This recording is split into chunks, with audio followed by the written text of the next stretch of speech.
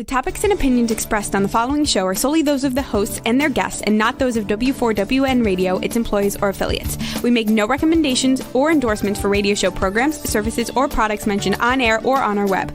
No liability, explicit or implied, shall be extended to W4WN Radio, its employees, or affiliates. Any questions or comments should be directed to those show hosts. Thank you for choosing W4WN Radio. This is Beyond Confidence with your host, Divya Parekh. Do you want to live a more fulfilling life? Do you want to live your legacy and achieve your personal, professional, and financial goals? Well, coming up on Divya Parekh's Beyond Confidence, you will hear real stories of leaders, entrepreneurs, and achievers who have stepped into discomfort, shattered their status quo, and are living the life they want. You will learn how relationships are the key to achieving your aspirations and financial goals. Moving your career or business forward does not have to happen at the expense of your personal or family life, or vice versa. Learn more at www.divyaparekh.com, and you can connect with Divya at contact@divyaparekh.com. This is Beyond Confidence, and now here's your host, Divya Parekh. Good morning, listeners. This is Divya. How are you today? I love it. Love Tuesday mornings because I am speaking to you. So Tuesday mornings are one of my favorite days of the week.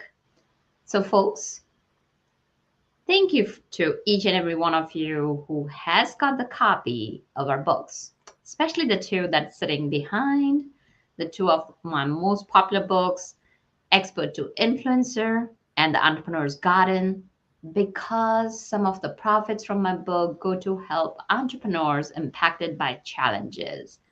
So really appreciate your support in spreading the goodness.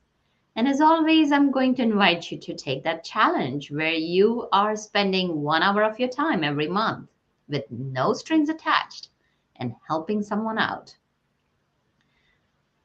So let's invite our guest in. Welcome, Jeremy Nicolaides. Hey, good morning. Thank you for having me. Oh, it's a pleasure to have you, Jeremy. So usually we begin our story and conversation from childhood. Do you recall any moment from your childhood when somebody might have left an impression on you, or there was a fun moment or remarkable moment, anything that comes to your mind? Yeah, I mean, I've got lots of memories as a child. I think, the ones that come to mind right now are when I was inspired creatively, right? So I had uncles who were very creative and fun, like in a silly, cool things around the house, and uncles that could draw, and that stuff was just always super fun for me, and I just loved being around it. Yes, so that's fantastic. And what is it? Do you have a story around it that you remember? Well, I think, it's interesting, this question, because I've actually thought about it. I've been thinking about it recently and how it influenced me into the person I've become, right? And so creatively going up, I have a big creative background. So I know that having an uncle who was an artist and was drawing all the time, and I was always asking him to draw, and then me drawing as a child, and where that led me, right? In fact, what's really interesting about that story is it actually, I wanted to draw. I wanted to be an artist so bad and be creative. And I remember in middle school having a friend who could draw really good, right? And I went over to his house, and he had a drawing table, and he had art all over the walls that he drew. And I was like, oh my God, this guy's amazing. I'm terrible. And I gave it up. I was like, I can't be, and that's just not me, right? I wasn't born to be an artist. And I walked away from that thought for years. It was crazy. It was mind-boggling to think about it. And it wasn't until after high school and college and trying to figure out what I wanted to do that I came back to being creative and had that belief and that confidence that I could do anything and be anything, right?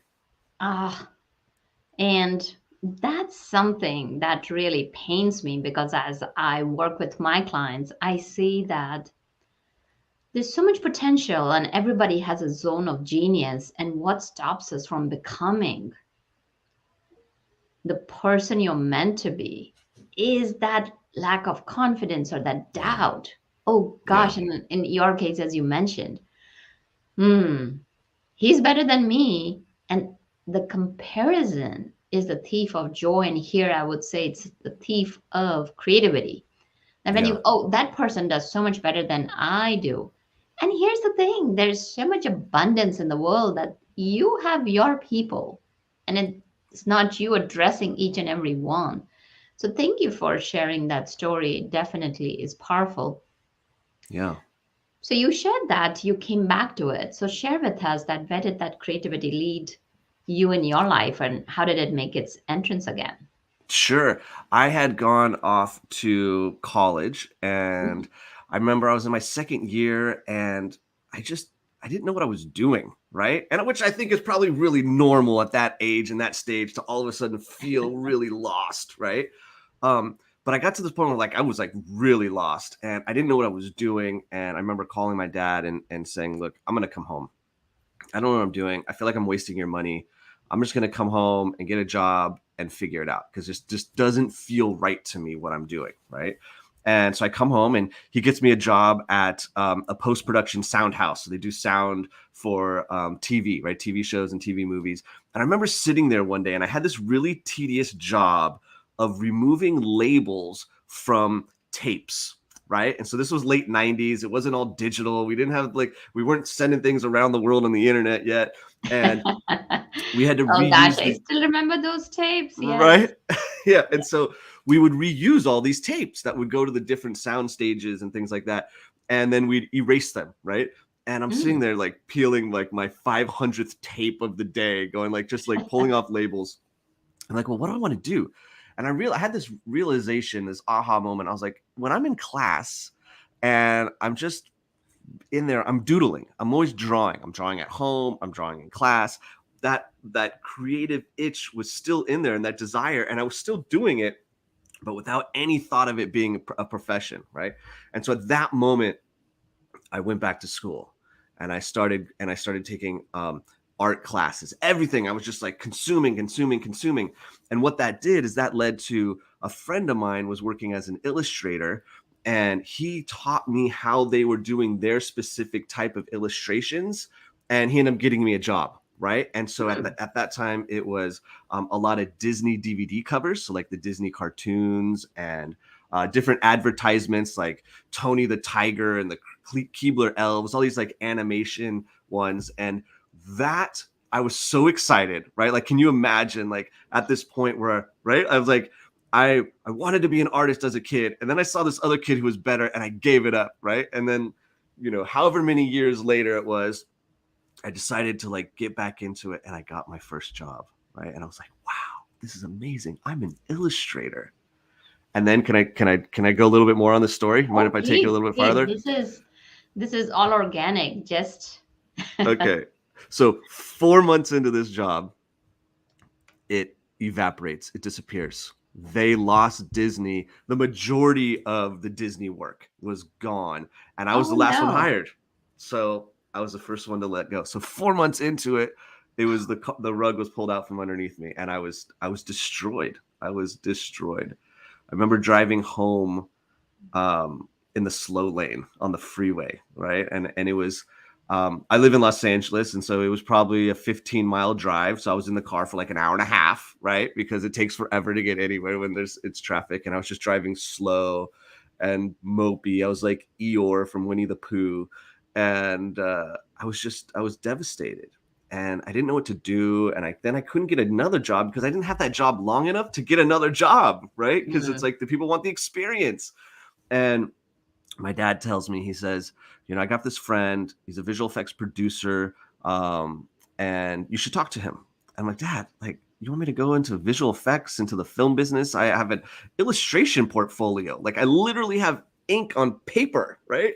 And he's like, well, you should just talk to him. And so some time went by and enough suffering went by that I finally said, I need money. Like, I need to do something. So I went and met with this individual. And long story short, this was the point that my life changed, right? I got this job. I took a job from him. He offered me a job. And the job was that of what's called a dust buster. And this is somebody, we talk about like tedious jobs of like pulling labels off tapes all day long. A dustbuster goes frame by frame on the computer, and removes the dust and the hairs from the film scans, right? So everything was being shot on film still. So they would scan in the film and it would get little dust and hairs in there. And I would frame by frame paint them out.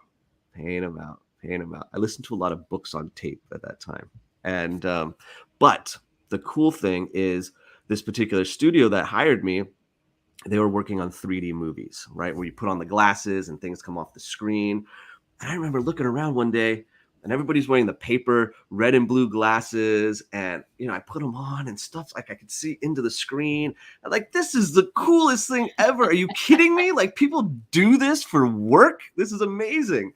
And that just like totally like, I just fell in love with the 3D image. And again, just started doing everything I could to teach myself. I started taking 3D pictures and building 3D cameras and taking classes and asking for opportunity after opportunity. And hey, can I do this? Hey, can I do this? Hey, can I do this? Hey, can I do this? And next thing you know, it's 5 years later. I'm winning awards for being a visual effects supervisor and what's called a stereographer. So it's somebody who oversees the stereoscopic image, which is another word for 3D, right? And that's really just where the creative side just took off and exploded. And, I was on top of the world, you might say. Of course. Think about it. And I want to go back to one thing that you said about the itch, the desire, and you decided to scratch it. And here's the thing, when people don't take action.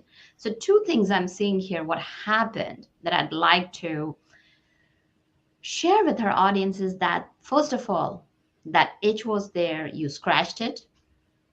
And so when I say scratched it is you started taking action on a consistent basis. So 2 things happen here is that you are paying attention to your itch.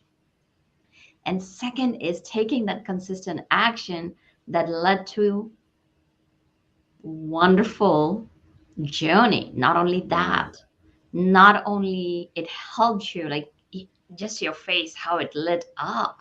Oh, how wonderful it was to get this job, and just the joy in your voice that when I was seeing, oh, how cool is that when people are wearing that red and blue glasses. You lived your life in those moments because you pursued it. And that is very powerful. Yeah, it really is. I think a lot of people, we have these self-limiting beliefs, right? And we don't think we could do things. And I can't imagine what the lives that people aren't living right now, because for one reason or another, they think they can't do something, or it's going to take too much work, or they don't have time, or they don't have money. There's all these reasons why they can't do something.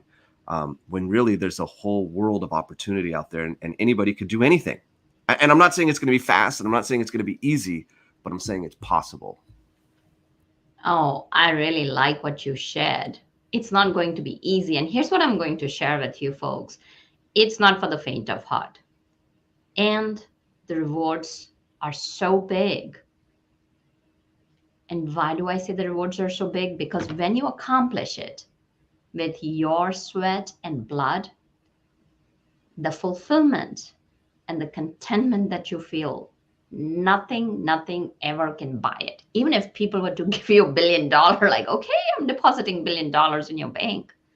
It's not the same when you have earned it, when you have taken the journey and allowed that fear to sit by you, next by your side, and you're still driving your car and allowing those doubts. Okay, you can sit in the passenger seat or you can sit on the back seat.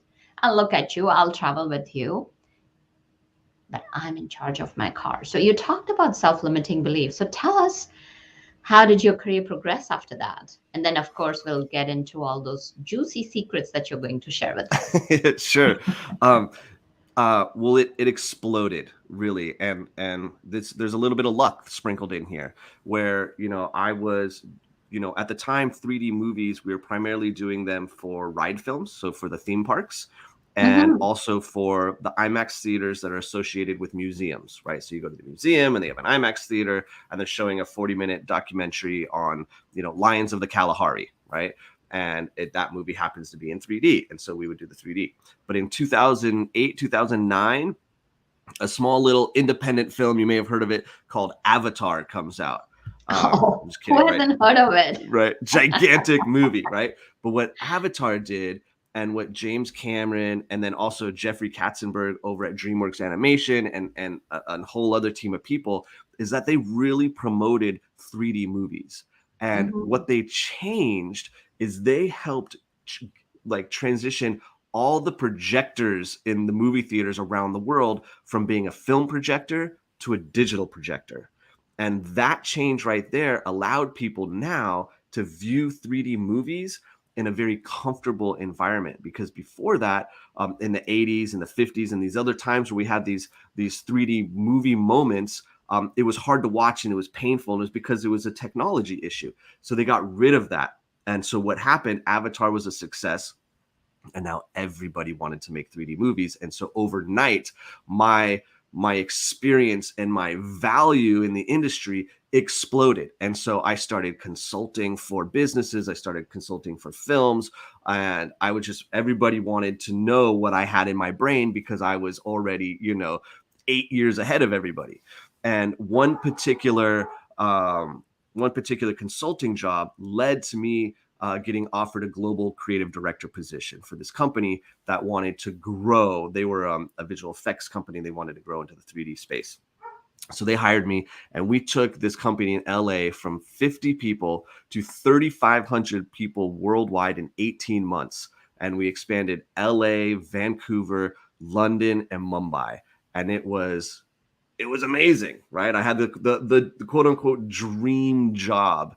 And because I had the experience, I became, and I didn't know this term at the time, and I didn't realize it for a long time, but I became also the pre-pitch guy. I was the guy that they would send out to meet with the producers and the executives and the filmmakers and everybody to talk about what we do, show what we do, to get them to want to do what we do, right? For example, they sent me out to the set of Harry Potter, right? So Harry Potter, I don't know, they were probably in maybe around Harry Potter 3 or 4 at the time. And so I fly out to their stages outside of London, really for like a 45-minute meeting, right? Like this is like the dream job. I'm flying from LA to London, first class, right? Like out to the Harry Potter set. Are you kidding me? To this, it was a airplane factory originally, and that they turned it into the sets, right? So I'm walking around like Hogwarts and Diagon Alley, right? To meet with the director. Gosh, that is the fascinating part. Super cool, right? And so I take my setup, and I set up in a little tent next to there with a 3D TV and a computer, and I do my little song and dance. And we ended up, closing that and getting that and doing several Harry Potter films. And so, at the time I'm like, oh my God, they're spending so much money to send me out here for this meeting. Like, I can't imagine how much this costs. And then it ends up, we close, 8 figures to, do this, which was really, really exciting. So that was going from like this nobody to like on top of the world with, the dream job, if you will. Absolutely. That is fascinating. And so I want to touch on a personal aspect. So many times what happens is that when you have a dream job, the ego can rear its ugly head. And I have had the fortune to work with some folks who got like, oh gosh, I'm the greatest gift on the face of the earth to people. And they came to me where they had a fall down from that. How did you maintain your humility? Because what happened was that when you take a fall from that place, it can be very, very hard. How can the audience, once they have achieved the greatness, still stay in the zone of humility? Don't experience that fall. It's actually a really interesting question for a really interesting time in my life right then, because right after that, I actually go into like this dark valley of despair, right? Like I do have this massive transition into a really tough time, but it's an interesting conversation because it has a lot to do with confidence. And so I'm on top of the world, I'm feeling great, but after that expansion, after the company was set up globally and we had this staff, and I was able to slow down a little bit, right? Because I had been working 15, 16, 17 hours a day, 6, 7 days a week. I never got to enjoy finishing a project because I was on a plane to a different city in the world to help push another project out the door to get it done or to go sell another one. And I was burning the candle at both ends. And then things started to slow down because we had a team, but I didn't have this fulfillment, right? There was a lack of fulfillment that was starting to take place.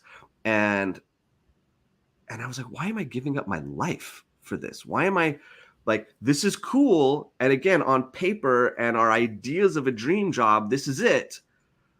But the fulfillment isn't there. Like I don't have a life. My life, I'm giving it away to somebody else. And that just wasn't sitting well with me. And I was like, what can I do? And so I actually walked away. I walked away. And at the time they wanted to close the LA office. And so they offered me to relocate to Vancouver. But I was just, because of that lack of fulfillment, I didn't want to. I just wanted to walk away. And again, there was nothing wrong with the company. The company was great. They treated me well, but I stepped away and I bought a print and marketing business. Right. And so when we talk about confidence, I was so confident, right? Because I had just done this massive thing and I felt so good about it. And I was doing all these big, big things. And I bought this business to turn it around, right? It was struggling a little bit. I knew it was going to take some energy. And, but I really wanted to just focus on my photography, something that brought me peace and just another creative outlet where I wasn't bound by the ideas of some executive or somebody else, right? I had this idea that I wasn't able to I was always doing something for somebody else and it was never for me. And I had never really had true creative freedom. So I was like, I'll be a photographer, fine art photographer, fully free. And I'll buy this print and marketing business that will support my photography business. And let me tell you, I had no idea what I didn't know. Right? I had no idea what I didn't know. And I struggled so hard. I mean, it got to the point where, I thought it would take, I'm looking at this like, oh, it's going to take me about 4 weeks to just turn around the physical aspect of the business and about 6 months with the finances and getting more business and doing all that. And it took over a year just to get the business to take care of itself. So over the course of that time, we ran out of savings. We filled up the credit cards, borrowed money from the family, borrowed money from the bank, and still got to the point where we had no idea how we were going to pay our bills, right? And it was really, really scary. And it wasn't until I started listening to podcasts and shows like yours and signed up for some coaching and went to a mastermind and started learning from people who were a few steps ahead of me that I was able to truncate time and figure it out, right? Because I was in this vicious cycle of trial and error that was killing me both financially and time-wise, right? And it was just eating it all up because I didn't know I didn't have a map, I didn't have a game plan, I didn't know which way I was going, and then I'd hit a brick wall and I'd have to figure out how to get over it. And I'm like trial and error, and then fine, I'd get through, and I'd start moving along again, and boom, I'd hit another wall, trial and error. And I think really it's finding ways to truncate that, right? It's truncate that time and that trial and error. And that's where we look for people like yourself that can help us get through something faster and move on. So it was like I was a little bit overconfident, but I don't regret it though. Like it was, a lot of people might look at that time and say, oh, I'll never do that again. Oh man, I can't believe I made this mistake. But really, I just failed forward, right? And took imperfect action and struggled and learned from it and figured it out. And, now I'm in this new place, right? And I evolved into a new person and a new experience. And it's been an amazing journey. Oh, definitely an amazing journey. And one thing that I want to clarify over here is what you were doing is you believed in your capabilities and were trying it out. And that is so completely different where you think that you're the gift to the world. And then you start treating your employees and your colleagues in a different way. So yours is a journey to be learned from. Yours is a journey where, as you said about failed forward, And here's what I can share, Jeremy, that I have failed so many times that I have literally fallen down to the ground, tasted, ate that dirt, and it does not feel good. It does not taste good, but the learnings that come from it, they're priceless. Absolutely. So thank you for being vulnerable. And let's move our conversation in a little bit of another direction as to you talk about you have been in the marketing business. You have gone through multiple businesses and made successes out of it. So one of the things you share is that you can market your business, excuse me, even if you don't have an email list, large following. So give us some insight into that. Sure. Well, this is something that I had this kind of epiphany late last year, right?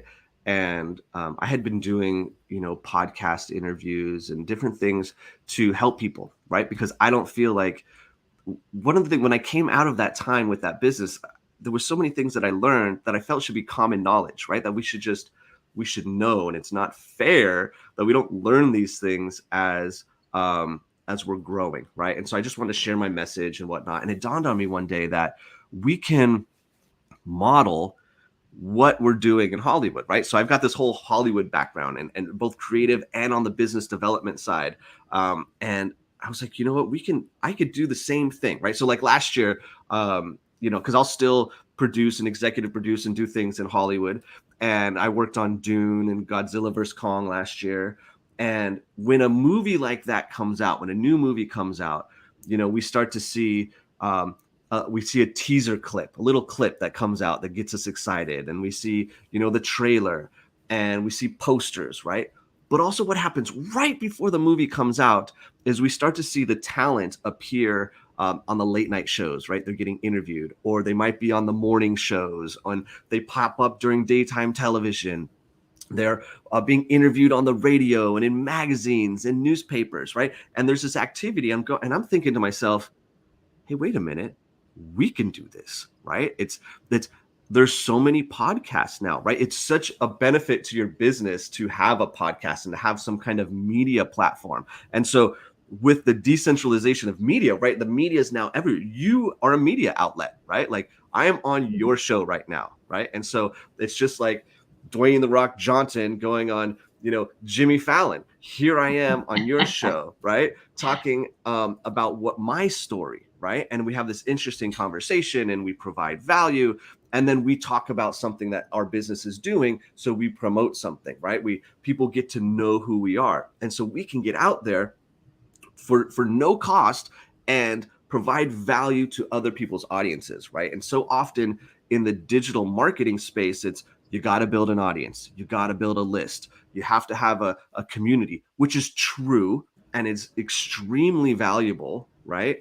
But what people in the beginning don't have to do that, right? You can go onto other people's platforms and speak to their audience, right? You can do things where if you have something that you want to sell, you can offer a commission, right? An affiliate to the person on the show. You can start to partner with people, right? Like this is the age of partnerships, right? Like you can create an app and sell it on the App Store with Apple. Like you can partner with one of the biggest, if not the biggest company on the planet, right? By creating an app. You can sell your stuff on Amazon, right? So the successes, when we start looking at successes, we start to see partnerships, right? And so we work with people. And so it's the same thing with hosts. We can start to work with them.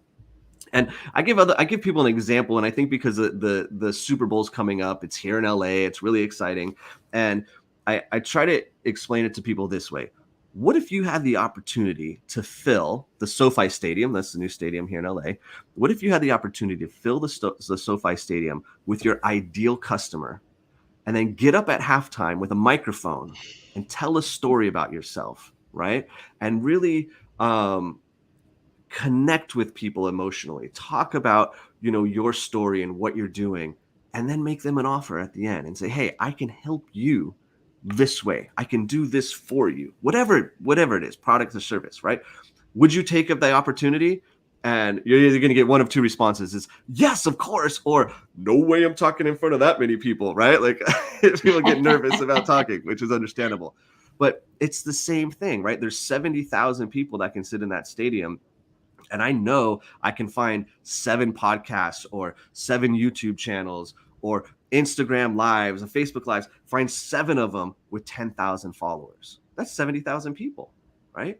And so you can talk to those people who are your ideal customer, right? To provide value and to get yourself out there before you have an audience. Does that make sense? Absolutely. Definitely great pointers out here, Jeremy. You talked about one thing is two things. I mean, you talked about several things. The couple of things that I want to pull out is one is leading with value.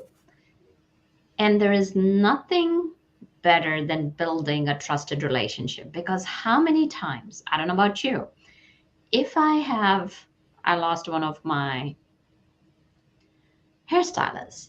So she left the town. So what did I do? I went to my neighbor and I asked her, the neighbor whose hair I liked, hey, who is your hairstylist? Or let's take another example of a car.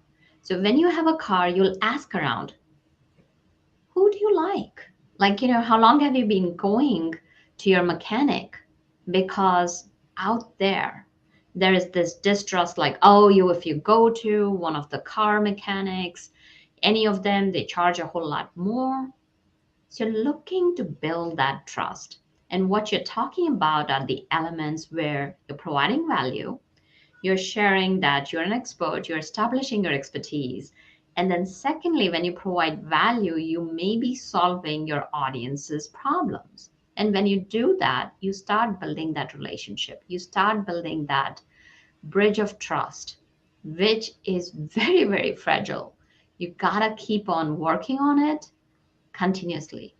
So here's what happens: people make the decisions based on their emotions, not logically. They'll justify it logically as the marketing gurus share. So tell us about how people can form that deep emotional bond with their audience. Well, I think, it's in our message, right? It's in our struggle. You just pulled it out of me, right? Like, you're so good at what you do. You pulled my story out of me. I didn't come here and just throw out some highlight reel like, hey, I just live on top of this success mountain and it's super easy. And like, it's that's not how it is, right? And it's so we connect through the emotion, right? I heard somebody once say, your mess is your message, right? It's putting that stuff out there and being vulnerable and connecting, right? And so, it's even for me, again, I model Hollywood a lot. We have been telling stories for over a century, right? And then we look at people like Joseph Campbell and the Power of Myth, who studied story and how we connect with people. We have the Hero's Two Journeys. This we have this framework to tell stories. And I think when we want to connect with people, we need to talk. We need to tell our story or our product story, our service story. So we need to connect with people in that way.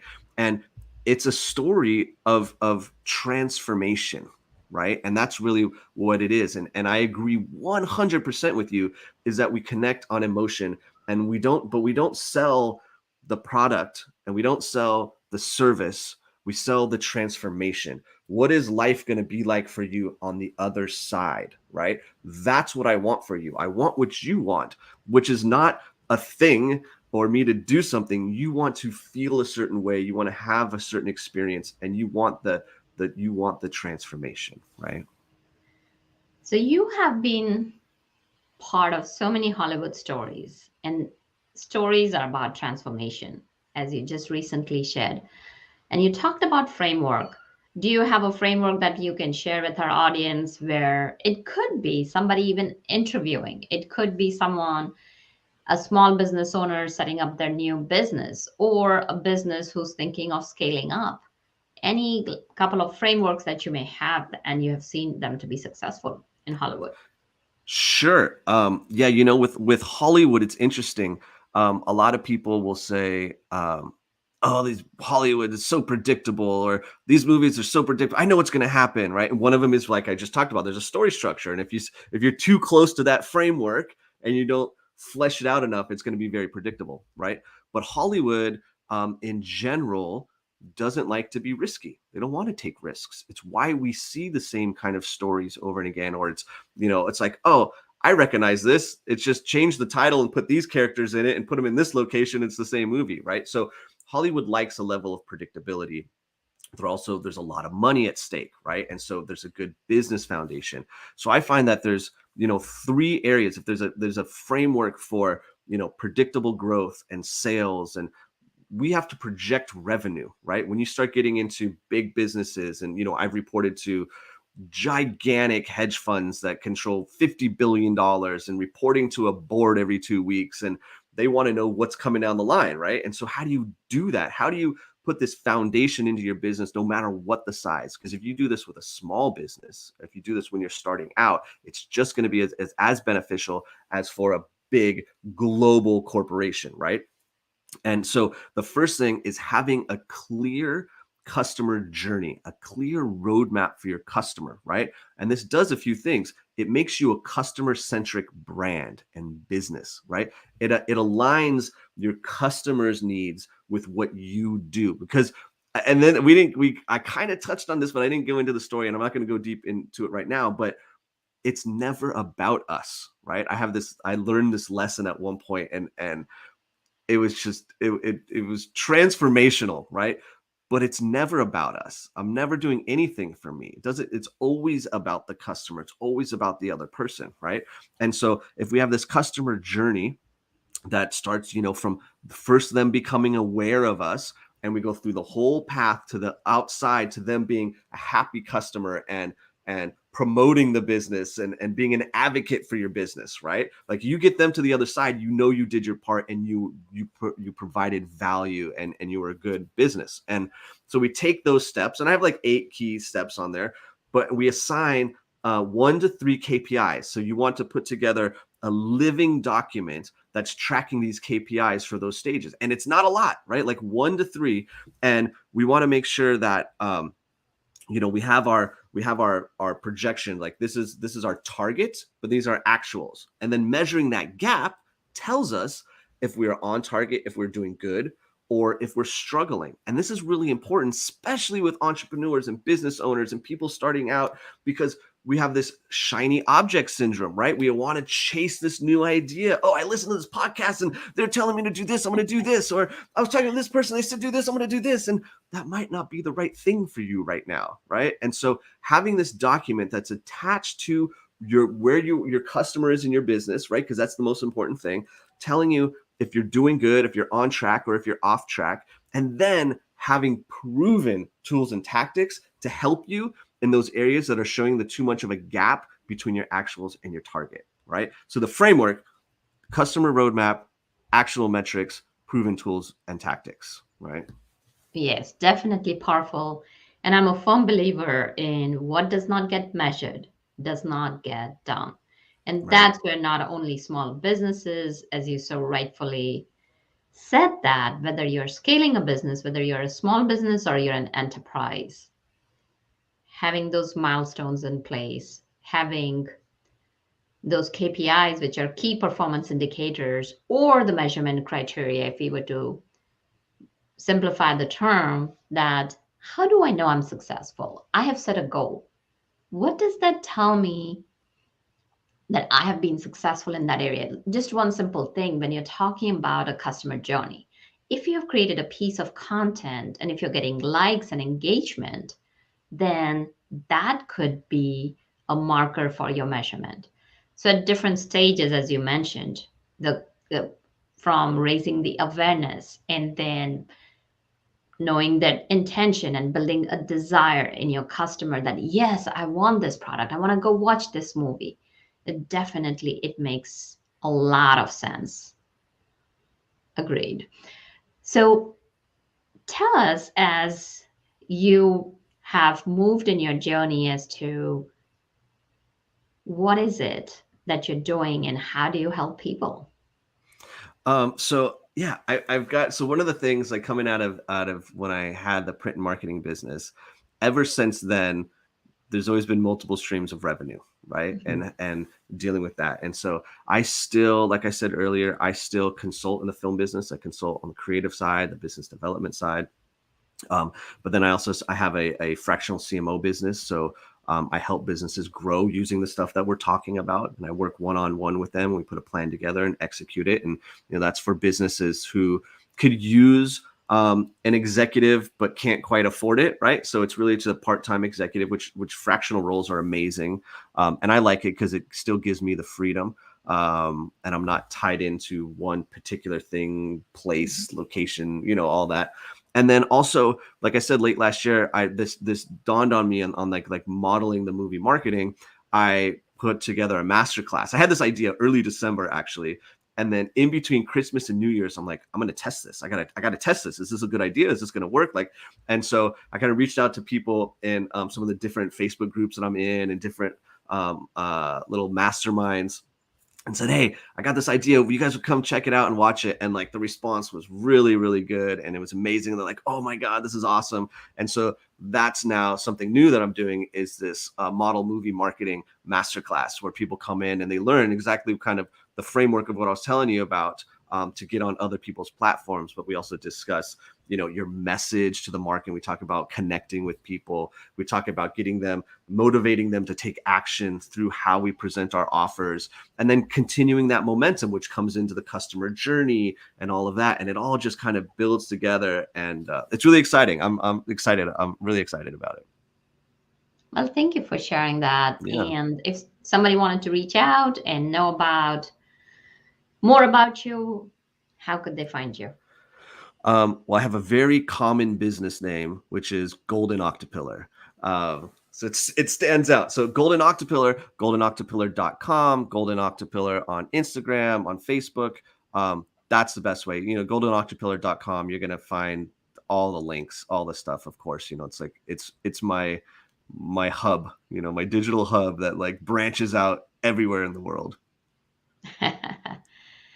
That is definitely powerful. So as we continue your story, so tell us, in these past years where you have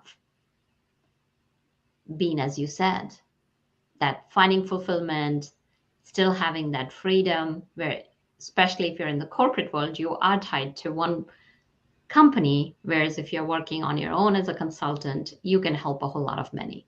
So if any of our listeners was thinking, should I stay in the corporate or should I stay in the entrepreneurship business? So like me, you have traveled both the roads. I've been in the corporate world. I have been an entrepreneur for quite some time now. And we all have our preferences. So if somebody were to ask you that question, how would you advise them? Well, it's an interesting question, right? That answer is really going to come within them. What is best for them. It's why I like working with businesses. We talk about frameworks and whatnot, but it's not until we get into that business and we know what's right for that business, right? It's not one size shoe fits all. But I can say I like freedom and success. There was a point where I was driving 3 hours a day, an hour and a half each direction to an office. And I did the math, and that was 28 days, 24/7, right? And I was like, oh my God, that's February. I was giving up the month of February to sit in my car all day, all night driving. And to me, that just didn't work, right? We talk about how, I left college. I didn't know what I was doing. That was scary. Or how, I gave up on being an artist and then it came back because there's that itch. Or, I wasn't feeling the fulfillment. I went out and bought this business. All those things are just things inside that right? I think we have to have the confidence to trust ourselves and know that we can do anything and be anything, but we have to do it carefully. We have to plan it. And so I wouldn't tell somebody to just quit their job and jump, but I would tell them to like start building it on the side, start the transition. And we all constantly want everything so fast, and just things take time. And so know that it can be done, know that you can do it, but know that it might not be fast, right? And that's okay, right? Some get lucky and it happens fast, but the majority of us, it takes time. And to just embrace it and go through it and go down the road. I mean, come on, it's life. Like, have fun, live. And there's nothing like feeling free, right? Being free. I love that, I get to work from home. I get to see my kids, right? I get to have lunch with my kids. We live across the street from the beach. We can just go across the street and dig a hole if we want to, right? Like we did that during the summer. It was like, hey, what do you want to do? I don't know. Let's go across the street and just dig a hole and sit in it, right? Like I love those lunch breaks. Those are my kind of office meetings. Absolutely. And you hit